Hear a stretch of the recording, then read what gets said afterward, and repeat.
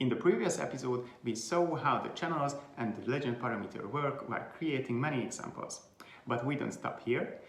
We check the options for grouping and stacking, where we categorize data points for more straightforward data comparisons in bar charts.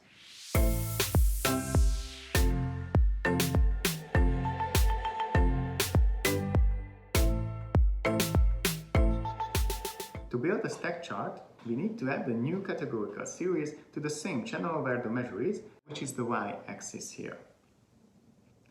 So I'm adding the kinds to the y-axis and also to the color channel, because without this step it would result in multiple column chart elements with the same color stacked on top of each other.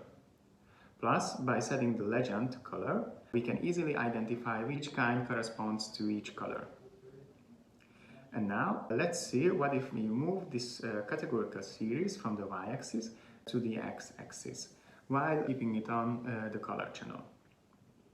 As you can see, this transformation results a new visual format for our data, a grouped bar chart. Moving forward, let's see how we can regroup our chart. Actually, we are changing the category by which the elements are grouped by changing the order of the dimensions on the x-axis. And to stack a group chart, we just have to do the same thing the other way around. So we take the kinds category from the x-axis and place it to the y-axis. And that's it. You just learned how to sort and group your bar charts in ipyvizzu. Thanks for watching and stay tuned, because up next we will explore how many ways can we sort our data.